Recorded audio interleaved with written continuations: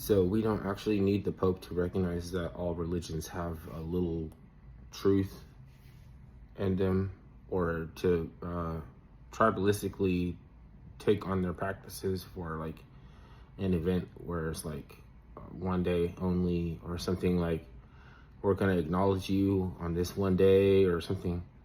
All that stuff is shenanigans, and we don't need it, because if you pay attention to like things like the Masons introducing Islam to Asia Minor because they had an interest in, they're already lucrative because they were Templars or mausoleum builders of mausoleums and temples. That they were called Muslims before they were Muslim, and that was before you would point to Ottoman architecture and call it Islamic, because we still register perspective like this. And it's a, not perspective, what's it called? Perception. And we just register that as like Islamic or something. And Islam is like only since 800, like 7 or 800 AD. So anyway, like you can, if you look at the Mongolians, you wouldn't be able to distinguish them from Turkmen, and post-Ottoman Turkmens had white people, and the Masons, they inserted, was the, like, because there was a ritual about polarization of Saturn. Polarizing Saturn left an impression on the psyche, so you would take over. They believed in celestial bodies, like the planets were celestial bodies, and the Crusades is sparked on the threat to the pristine vision of the future. For celestial bodies are either indivisible, completely indivisible, or infinitely divisible. Yada. But so they're trying, these mausoleum temple builders had a reason to take a lunar astral plane system of identifying plant properties and processes for the liberal arts in South Africa, which just means autonomy, being able to sustain on their own, like without an open society. So when they try to reintroduce Islam to Africa, it's terrible and tragic. Same thing with Christianity.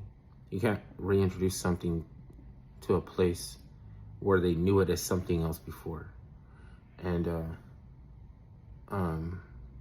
you can, but I mean, it's not a fucking challenge to say that if you want to do it or not. But they had an interest in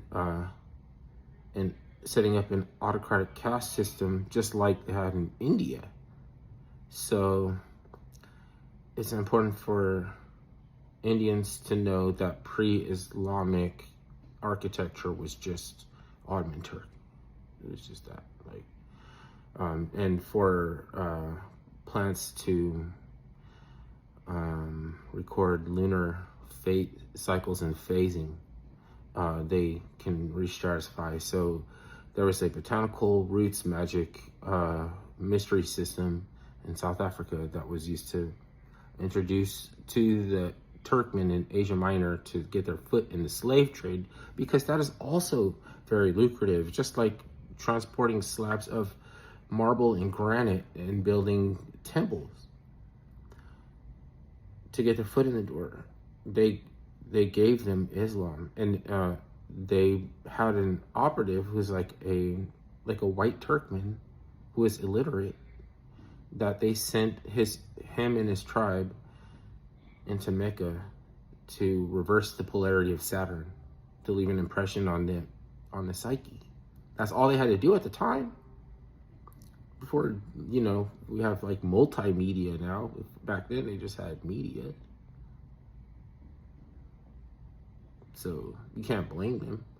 And you have to respect that it's a shell game, or like sleight of hand magic, where they lure you in with a book, some scripture, and then on the other hand, they have a cloth that's disguising a sword or a Kalashnikov or something.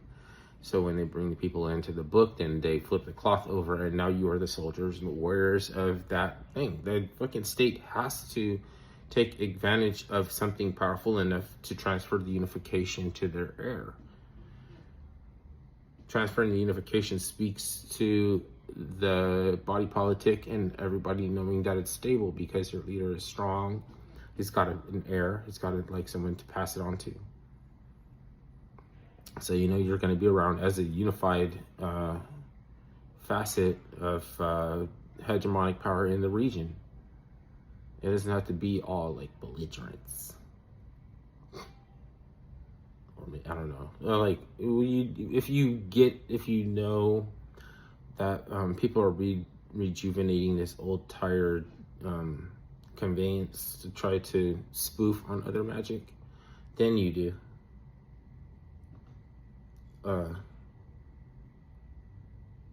Upper and lower keys, there's like the higher and the lower keys of Solomon, or maybe it's just the lower key. I don't know if it's just the lower keys.